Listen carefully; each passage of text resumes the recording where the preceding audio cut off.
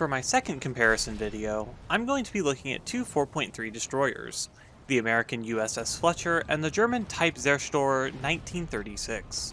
Both of these ships serve a vital role in enduring confrontation, being the go-to first spawns for American and German teams.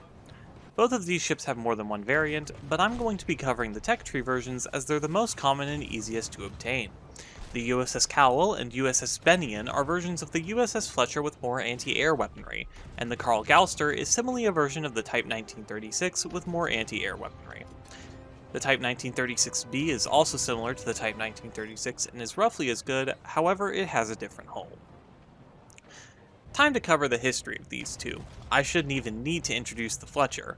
Originally being created in 1941, 175 of the Fletcher class were created, making it the most numerous destroyer class ever built. It took until 1971 for the US Navy to decommission all of the Fletcher class destroyers, but the Mexican Navy continued to use them as late as 2001, giving them an immensely long service life. 4 of them are still around today as museum ships. The Type 1936 came earlier, being built in 1936 with 6 of them being created. 5 of the ships were destroyed in the battles of Narvik in 1940. The Soviet Union received the Karl Galster after World War II, renaming it Prochny. The ship was scrapped in 1958, marking the end of the Type 1936 class destroyer. First comes the primary armament. Both ships are armed with 5 5-inch guns. Number and caliber are where the similarities end, however. The American 5-inch guns have a top reload speed of 2.8 seconds, while the German guns have a reload of 3.3 seconds. The American 5-inch HE shells have a much higher HE filler of 3.22 kilograms, while the German 5-inch HE only has a filler of 2 kilograms. This gives the American guns a vastly higher damage per second. The German guns have a slightly higher velocity, higher shell mass, and slightly tighter dispersion, but with the exception of very long-range engagements, the American guns will easily beat them in damage per minute. The Fletcher has 2 types of SAP shells, while the Type 1936 has an HE base fuse shell. The American SAP shells have 2 to 3 times the pen, while the German base fuse shells have slightly more explosive filler. The SAP shells are easily better in this case.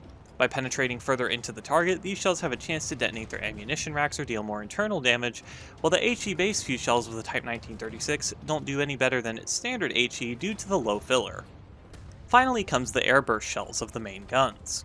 The Fletcher gets an HE-VT shell, while the Type 1936 gets a timed fuse shell.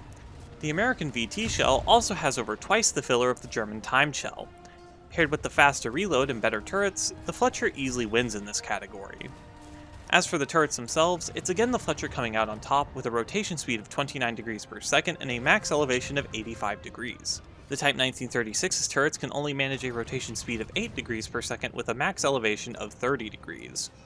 This makes the Fletcher's turrets simply better. I can't think of a single negative of them compared to the Type 1936's turrets.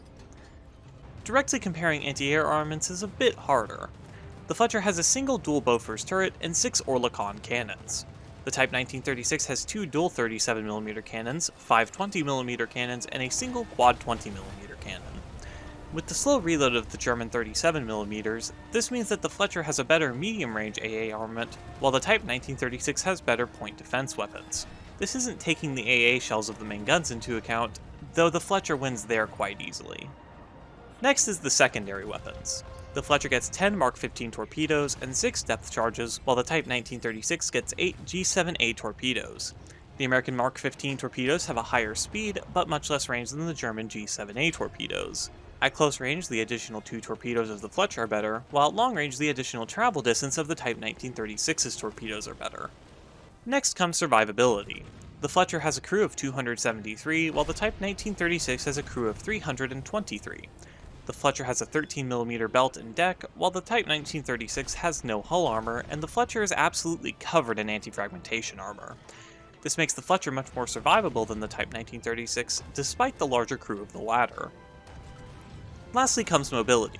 The Fletcher has a top speed of 65 km per hour, and the Type 1936 has a top speed of 71 km per hour. Turning and acceleration are very similar. In a normal match this doesn't mean much, but in enduring confrontation it can make crossing large maps a little bit faster. Overall, I would say this obviously goes to the Fletcher, with the Type 1936 not winning any categories unconditionally. However, there's one part of this equation I've yet to mention.